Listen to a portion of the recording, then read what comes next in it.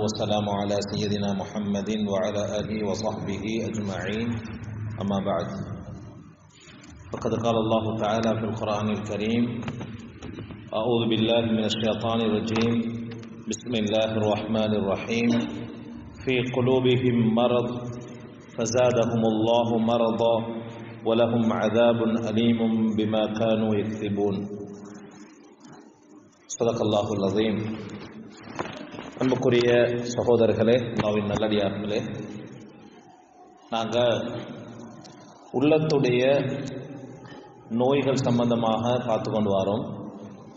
அதில் நாங்கள் பொறாமை என்றது உள்ளம் சம்பந்தப்பட்ட ஒரு நோய், அதை பார்த்தோம். சென்ற வாரம் நயவஞ்சகத்தனம், இது உள்ளம் சம்பந்தப்பட்ட ஒரு நோய். நயவஞ்சகத்துடைய அடையாளங்கள் என்ன, ஹதீஸ் என்னென்ன அடையாளங்களை சொல்லுது, இமாம்கள் என்னென்ன அடையாளங்களை சொல்லியிருக்கிறாங்க என்ற விஷயங்களை நாங்கள் பார்த்தோம். இன்றைக்கு அதில் ஒரு தொடராக சஹாபாக்கள் இந்த முனாஃபிக் தன்மையிலிருந்து எவ்வளோ பயந்தாங்க என்றதை பார்க்க போகிறோம். அன்புக்குரிய சகோதரர்கள், அல்லாஹ்வின் நல்லடியார்களே, இப்போ நாங்கள் இதை படிக்கிறது இன்னொரு ஆளுக்கு விரல் நீட்டுறதுக்கு அல்ல, இவர் முனாஃபிக் என்று சொல்றதுக்கு அல்ல. நாங்கள் எங்களைய முனாஃபிக்கா இல்லையான்னு பரிசோதிச்சு கொள்றதுக்கு தான் இந்த பாடங்கள். எங்கள் சமூகத்தில் என்ன நடந்தீங்கண்டா, உதாரணமா கடனை பற்றி ஒரு பயான் செஞ்சேன்னு வைங்களேன். கடன் கொடுத்தவர் சொல்ற சட்டப்படி பயான், நல்ல பயான் என்றது. கடன் எடுத்தவர் என்ன சொல்ற, வேற தலைப்பு கிடைக்கலன்னு. அப்ப இது ரெண்டும் பிழை. ரெண்டு பேரும் யோசிக்கணும், இது எனக்குரியது எனக்குரியது என்று. ஒவ்வொரு ஆயத்துகளும் எனக்குரியது என்று யோசிச்சா நாங்க மூமினா மாறிடும். நாங்க அப்படி யோசிக்கிறோம் இன்னைக்கு. இன்னொரு பிள்ளை ஒன்றைக்கு என்னன்னா, ஒரு பயான் செஞ்சு கொண்டு நிற்கக்கொள்ள, உதாரணமா வட்டியை பத்தி ஒரு பயான் செய்யணும்னு நினைக்கிறேன். அல்ஹம்துலில்லாஹ் எங்களோட ஊர்ல அப்படி இல்லை, வட்டியை பத்தி பயான் செய்யறோம். நாங்க டக்குன்னு என்ன செய்வோம், அந்த வட்டியோடு சம்பந்தப்பட்டிருக்கிறவரை முகத்தை பார்க்கிறோம், பின்னுக்கு திரும்பி பார்க்கிறோம். பயான் என்றது வேற யாருக்கும் இல்லை, பயான் என்றது எனக்கு. நபி ஸல்லல்லாஹு அலைஹி வஸல்லம் காலத்துல ஒரு குர்ஆனுடைய ஆயத்து ஒன்று இறங்குது. யா அய்யுஹல்லதீன ஆமனூ, ஈமான் கொண்டவர்களே, லா தர்ஃபஉ அஸ்வாத்தகும் ஃபௌக ஸௌத்தின் நபியி, நபி ஸல்லல்லாஹு அலைஹி வஸல்லம் அவங்கள விட அவங்களுக்கு மேலால் அவங்களோட சத்தங்களை உயர்த்தவானம் என்ற ஒரு பொதுவான ஒரு குர்ஆனுடைய வசனம் இறங்குது. இறங்கின நாள்ல இருந்து சாபித் இப்னு கைஸ் ரலியல்லாஹு அவங்கள பள்ளிக்கே காணல, அவங்க பள்ளிக்கே வரல. நபி ஸல்லல்லாஹு அலைஹி வஸல்லம் அவங்க பார்க்குறாங்க, கொஞ்ச நாளா சாபித் இப்னு கைஸ் ரலியல்லாஹு அவங்க மஸ்ஜிதுக்கு வராங்க. எவ்வளோ அழகான ஒரு தலைமைத்துவமாய்,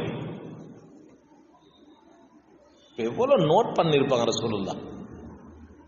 உட்கார்ந்தா விளங்கும், யாரும் இல்லை, உட்கார்ந்தா விளங்கும். நான் நினைக்கிறேன் ஹந்தக்குடி யுத்தத்தில் கிட்டத்தட்ட நான் நினைக்கிறேன், எனக்கு சரியா அந்த எண்ணிக்கை யாவது இல்லை, 30,000 சஹாபாக்கள் கலந்து கொண்டாங்க. அதுல ஒரு சஹாபியை பத்தி ரசூலுல்லாஹ் கேட்டாங்க. கஅப் ரலியல்லாஹு வர இல்லை, 30,000 பேருள்ளுக்கும் ரசூலுல்லாஹ் ஐக்கிறாங்க. கேட்டாங்க, காப காண இல்லையாப்பா? எவ்வளவு நோட்டட் ஆகிக்கும் ரசூலுல்லாஹ், ஒரு தலைவருக்கு எவ்வளவு ஒரு நோட்டட் ஆகிக்கும். நபி ஸல்லல்லாஹு அலைஹி வஸல்லம் கேட்டாங்க, சாபித் இப்னு கைஸ காண இல்லை எங்கேன்னு கேட்டாங்க. அப்ப சஹாபாக்கள் பார்த்தாங்க, அவ காண இல்லை. போனாங்க, அவங்கள தேடி போனாங்க. தேடி போனா இவர் அழுகிறார். சாபித் இப்னு கைஸ் ரலியல்லாஹு அவங்க அழுது கொண்டே இருக்கிறாங்க. போன சஹாபாக்கள் கேட்டாங்க, என்னப்பா அழுகுறீங்க? சொன்னாங்க, இந்த குர்ஆனுடைய வசனம் ஒன்று இறங்கிச்சு, அது எனக்கு இறங்கின வசனம், நான் இதுக்கு போற ரசூலுல்லாஹ்வோட மஸ்ஜிதுக்கு வர மாட்டேன்டாங்க.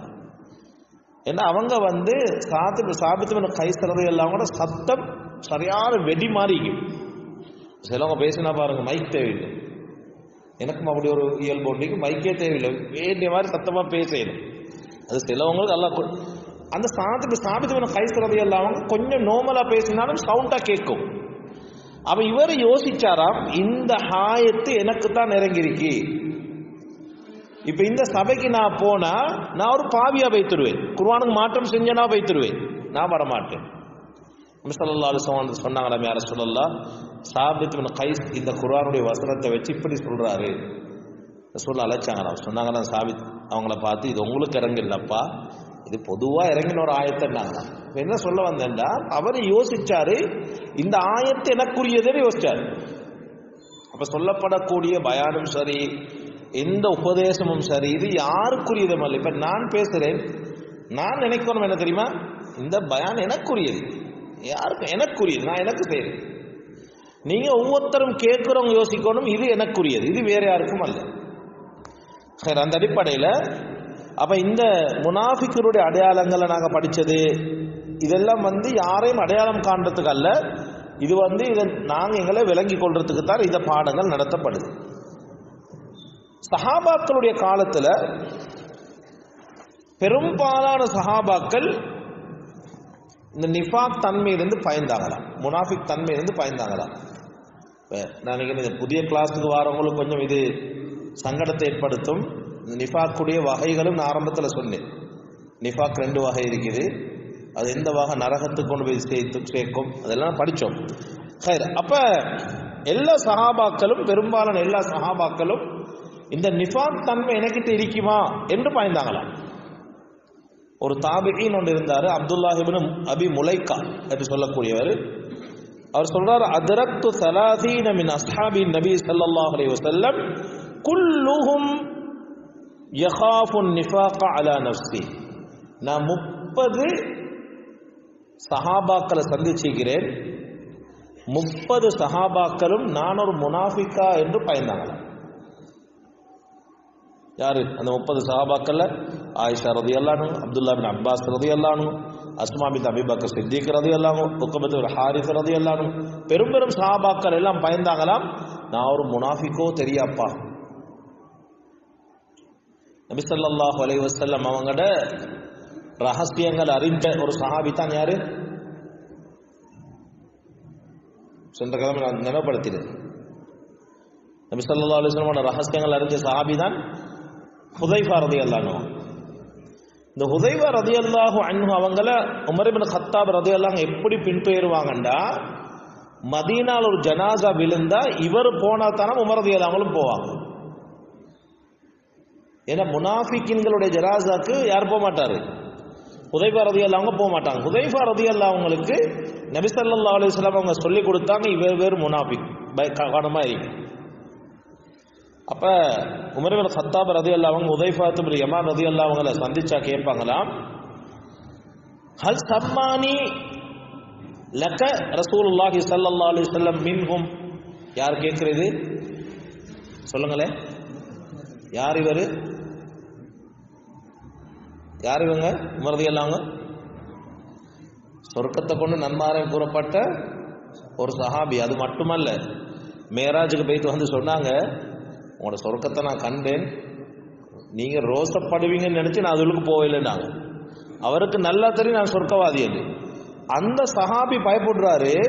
ஹுதைஃபா ரலியல்லாஹு அன்ஹு கேட்கிறாங்க, ரசூலுல்லாஹ் எந்த பேருன்னு சொன்னாங்களப்பா, எவ்வளவு பக்குவமா இருக்கு. நாங்க எப்பயாவது நினைச்சுக்கிறோமா நான் ஒரு முனாஃபிக்கா இல்லையா? எப்பயாவது ஒரு நாள் சரி. இமாம் அல் ஹஸன் அல் பஸரி ரஹிமஹுல்லாஹ் அவங்க சொல்றாங்க, மா காஃபஹு இல்லா முஃமினுன் வ மா அமினஹு இல்லா முனாஃபிகுன். நல்லா இந்த சொல்ல விளங்கிக்கோங்க. யார் ஒருவர் நான் முஃமின், அதாவது யாரு முனாஃபிக் தன்மையிலிருந்து பயப்பட இல்லையோ, யாரு முனாஃபிக் தன்மையிலிருந்து பயப்பட இல்லையோ, அதாவது வமா காஃபஹு இல்லா முஃமினுன் வமா அமினஹு இல்லா முனாஃபிகுன், அதாவது நான் முனாஃபிக் இல்ல என்று யார் யோசிக்கிறாங்களோ அவங்க முனாஃபிக். நான் முனாஃபிக்கா இருப்பேனோ என்று யோசிக்கிறவர் முஃமின். அப்படி என்ன ஒரு முஃமின் எப்பயும் யோசிப்பார் எப்படி தெரியுமா? நான் ஒரு முனாஃபிக்கா இருப்பேன், அப்பா அல்லாஹ் பாதுகாக்கணும், துஆ கேட்டுக்கொண்டே இருப்பார். ஆனா ஒரு முனாஃபிக் எப்படி யோசிப்பார் என்றா, நான் எல்லாத்திலையும் நல்லவன் தான். ரொம்ப டேஞ்சரான விஷயம்தான் முனாஃபிக் தன்மை என்றது, நயவஞ்சக தன்மை என்றது. பாருங்க சஹாபாக்கள் எப்படி பயப்பட்டாங்கன்னு. ஹன்தலா ரலியல்லாஹு அன்ஹு அவங்க யார் இவங்க சொல்லுங்களே? ஹன்தலா ரலியல்லாஹு யார்? அவங்களோட சிறப்பு சொல்ல யாருக்கு சார்? அவங்களோட ஜனாசா யார் குளிப்பாட்டினாங்க? மலக்குமார்கள் இறங்கி குளிப்பாட்டினாங்க. நபி ஸல்லல்லாஹு அலைஹி வஸல்லம் அவங்களோட ஜனாசா அன்று காலை இப்படி வச்சுக்கொண்டு தான் நடந்தாங்க. அவ்வளோ ஜனம் கேட்டாங்க, யார் சொல்ல? ஏன் நாங்கள் மலக்குமார்கள் அவ்வளோ இறங்கி இருக்கிறாங்கப்பா. அப்போ இந்த ஹன்தலா ரலியல்லாஹு அன்ஹு அவங்க அபூபக்கர் ரலியல்லாஹு அன்ஹு சந்திச்சாங்களாம். சந்திச்சு சொன்னாங்களாம், நாஃபக ஹன்தலா, ஹன்தலா முனாஃபிக் ஆகிவிட்டார் என்று சொன்னாங்களாம். அவரே சொல்றாரு, நான் முனாஃபிக் அப்பாண்டாங்களாம். அபூபக்கர் ரலியல்லாஹு அன்ஹு கேட்டாங்களாம், நீ எப்படி சொல்றாய்? சொன்னாங்களாம், நகூனு இன்த ரசூலில்லாஹி ஸல்லல்லாஹு அலைஹி வஸல்லம் யذ்குருனா பில் ஜன்னா வன் நார் கஅன ரஅயு ஐனின் فإذا خرجنا من عند رسول الله صلى الله عليه وسلم عافسنا الأزواج والأولاد والضيعات فنسينا كثير. சொன்னாங்களாம், நாங்கள் நபி ஸல்லல்லாஹு அலைஹி வஸல்லம் அவங்களோட இருக்கிற நேரம் சொர்க்கத்தை பற்றி நரகத்தை பற்றி அல்லாஹ் பற்றி சொல்கிற நேரம் நாங்கள் அழுகிறோம், பயம் வருது. சொர்க்கத்தை பார்க்குற போல இருக்குது, நரகத்தை பார்க்கறத போல இருக்குது. அல்லாஹ்வோட பயம் ஒன்றும் எங்களுக்கு ரசூலோட மஜ்லிஸில் இருக்கிற நேரம் வருது. ஆனா நாங்க வெளியாகிட்டோம் என்றா, ரசூலுல்லாஹ்வுடைய மஸ்ஜிதில் இருந்து வெளியாகிட்டோம் என்றா, நாங்க பொம்பளையோட பிள்ளைகளோட ஈக்கிற நேரம் அது ஒன்றுமே எங்களுக்கு நினைவு வருது. இது எங்கட பார்வையில முனாஃபிகா? சும்மா நாங்க யோசிங்க, நாங்க அதை கணக்கெடுக்கிறதே. பயான்ல இருக்க கூட பயம் வருது, வீட்டுக்கு போனா பயம் இல்லாம போகுது, அதை பத்தி நினைவு வருது இல்லை. இப்ப அபூபக்கர் ரலியல்லாஹு அவங்களுக்கும் ஒரு சங்கடம் ஆயிடுச்சாம். அட எனக்கும் அப்படித்தானேப்பா, ரசூலுல்லாஹ்வோட ஈக்கிற நேரம் பயம் வருது, தக்குவா வருது, தக்குவா கூடுது, வெளியே போன ஒன்றும் இல்லையே. போனாங்களா நபி ஸல்லல்லாஹு அலைஹி வஸல்லம் அவங்கள்ட்ட சொன்னாங்களாம், யா ரசூலல்லாஹ் எனக்கு இப்படி ஒரு நினைவு வருது, என்ன செய்யறது? சொன்னாங்களாம், வல்லதி நஃப்ஸி பியதிஹி லவ் ததுமூன அலா மா தகூன இன்தி வ ஃபி ذிக்ரி லஸாஃபத்குமுல் மலாயிகத்து அலா ஃபுரூஷிக்கும் வ ஃபீ துருக்கிக்கும். சொன்னாங்களாம், அல்லாஹ் என் உயிர் யாருடைய கைவசம் இருக்கிறதோ அத்தகைய ஒரு மீது சத்தியமாக என்னையோடு இருக்கிற நேரம், என்னுடைய திக்ருகள் குர்ஆனுடைய விஷயங்கள் சொல்ற நேரம், ஹதீஸுடைய விஷயம் சொல்ற நேரம் நீங்க அழுவுறீங்க. அப்படி அழுதுட்டீங்கன்னா மலக்குமார்கள் உங்களோட முசாபஹா செய்யறாங்க, மலக்குமார்கள் உங்களோட பாதையில செல்றாங்க. ஆனா நீங்க ஹன்தலா, இப்ப நீங்க சொல்ற விஷயம் தானே, இது முனாஃபிக்குடைய அடையாளம் அல்ல, இது ஒரு முஸ்லிமா இருந்தா இப்படி வந்து போகத்தான் செய்யும், அது அப்படி அடையாளம் இல்லை. இப்பதானே அவங்களுக்கு என்ன ஒரு திருப்தி கண்டாங்களாம். எவ்வளோ ஒரு முக்கியமான விஷயம் முனாஃபிக் என்ற தன்மை என்றது, ஆக பயங்கரமான ஒரு விஷயம். நாங்கள் அல்லாஹ் கிட்ட துவா கேட்டுக்கொண்டே இருக்கணும். உமர் இப்னு கத்தாப் ரலியல்லாஹு அன்ஹு அவங்களோட துவாக்கள்ல ஆக கூடுதலா கேட்பாங்களாம், அல்லாஹும்ம ஜஅல் அமலி குல்லுஹு சாலிஹா, யா அல்லாஹ் என்ன எல்லா அமலையும் நல்லதாக சாலிஹானதாக ஆக்கிடுவாயாக. வஜஅல்ஹு லிவஜ்ஹிக காலிசன், உனக்காக வேண்டியே செய்யக்கூடிய ஒரு அமலாக ஆக்கிடுவாயாக. யாரோட பொருத்தத்துக்கும் அல்ல, அல்லாஹ்வோட பொருத்தத்துக்காக வேண்டி. அதுக்கு பிறகு கேட்பாங்களாம், வலா தஜ்அல் லிஅஹதின் ஃபீஹி ஷைஅன், நான் செய்யற எந்த ஒரு அமலையும் வேறொருவருக்கும் செய்யக்கூடியதா ஆக்கிடாது. வேறொரு ஆளுக்கு செஞ்சா நான் என்ன ஆயிடுவேன்? முனாஃபிக் ஆயிடுவேன். இந்த துவா பாடமாய்க்கோங்க. சுனன் அபுதாவுதுல ஒரு ஹதீஸ் வருது, நபி ஸல்லல்லாஹு அலைஹி வஸல்லம் இந்த துவா கற்று தந்தாங்க. அல்லாஹும்ம இன்னி அஊது பிக மினஷ் ஷிகாகி வன் நிஃபாகி வ ஸூஇல் அக்லால். நபி ஸல்லல்லாஹு அலைஹி வஸல்லம் துவா செய்வாங்களாம், அல்லாஹ்விடத்தில், யா அல்லாஹ் சண்டை பிடிக்கிறதுல இருந்தும், வன் நிஃபாக் முனாஃபிக் தன்மையில் இருந்தும், வசூல் அக்லாக் கெட்ட பண்புகள் இருந்தும் உனக்கிட்ட நான் பாதுகாப்பு தேடுறேன். இந்த துஆவை கேளுங்க. அல்லாஹ் இன்னி அஊது பிக மினஷ் ஷிகாகி வன் நிஃபாகி வசூல் அக்லாக். முஸ்லிம்ல ஒரு ஹதீஸ் வருது, நபி ஸல்லல்லாஹு அலைஹி வஸல்லம் அவங்க சொன்னாங்க, தஜிதூன ஷர்ரன் நாஸி தல் வஜ்ஹைன், நீங்க மக்கள்ல கெட்டவர்களாக ரெண்டு முகம் உள்ளவர்களை நீங்க பெற்றுக்கொள்வீங்க. மக்கள்ல கெட்டவங்க யாரு தெரியுமா? ரெண்டு முகம் உள்ள ஆட்கள். சொன்னாங்களாம், அல்லது யஅதி ஹாஉலாய் பிவஜ்ஹின் வ ஹாஉலாய் பிவஜ்ஹின், எல்லாரும் இருக்கிற நேரம் ஒரு முகம், உத்தரம் இல்லாட்டி இன்னொரு முகம்.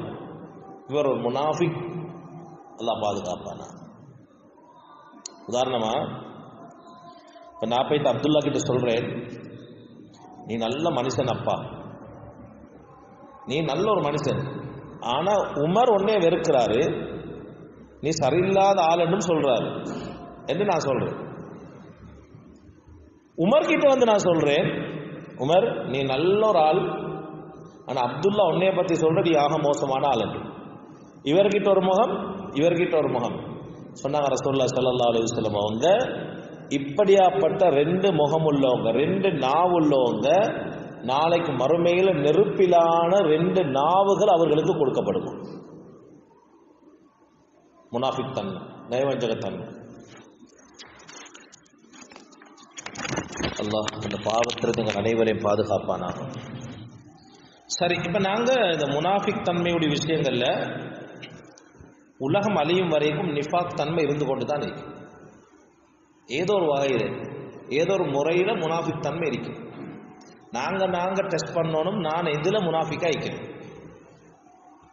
இமாம் அல் ஹஸன் அல் பஸ்ரி ரஹ்மத்துல்லாஹி அவங்கள்ட்ட சொன்னாங்களாம், சிலவங்க வந்து இன்னஹு லா நிஃபாக்கல் யௌம், இப்ப இந்த முனாஃபிக் தன்மை என்றது இல்லப்பா, எல்லாரும் மக்கள் நல்லா தான் இருக்கிறாங்கன்றாங்க. சொன்னாங்களாம், லவ் ஹலக்கல் முனாஃபிகூன், முனாஃபிக்கின்கள் டோட்டலாகவே அழிஞ்சாலும் ஆதரவு வைக்கவானம், அதுல ஒரு வடு சரி இல்லாம போகாது, இருக்கு. என்ன சரி ஒன்று இருக்கு. கேன்சர் மாதிரி ஒரு நோய் தான் முனாஃபிக் தன்மை. உள்ளுக்கு இருந்து எல்லா அமலையும் அழிச்சுக்கொண்டே போகும், நல்ல பண்புகள் அழிச்சுக்கொண்டே போகும். இந்த கேன்சர் நோய் இருக்கிற மாதிரி எல்லாமே அழிச்சுக்கொண்டு போகும், ஒன்றும் விளங்காதுங்களுக்கு. அன்புக்குரிய சகோதரர்களே, அல்லாஹ்வின் நல்லடியார்களே, சரி, இப்ப இந்த எங்களுக்கு தெரியும் முனாஃபிக்குடைய அடையாளங்களை நாங்க கண்டுட்டோம் என்று வைங்களே. ஒரு ஆளை பார்த்து எங்களுக்கு முனாஃபிக்னு சொல்லிடுமா, அவன் ஒரு நயவஞ்சகன் அப்பா என்று சொல்லிடுமா, எங்களுக்கு சொல்லேடா.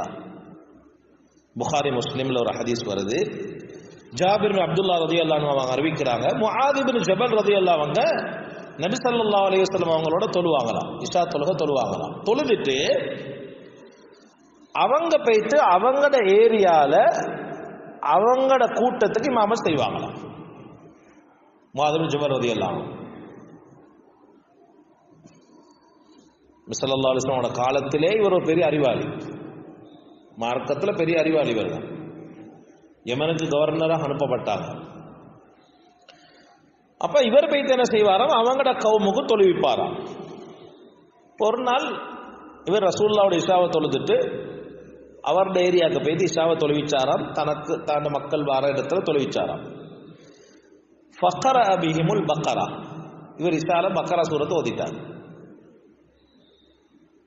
ஃபன்ஸரஃப ரஜுலுன் ஃபஸல்லா வஹ்தஹு, ஒரு மனுஷன் வந்து பார்த்தாராம், இவர் என்ன பக்கரா ஓதி கொண்டு நிற்கிறாரு, தொழுகை விட்டுட்டு தனியை தொழுதுட்டு போய்த்தாராம்.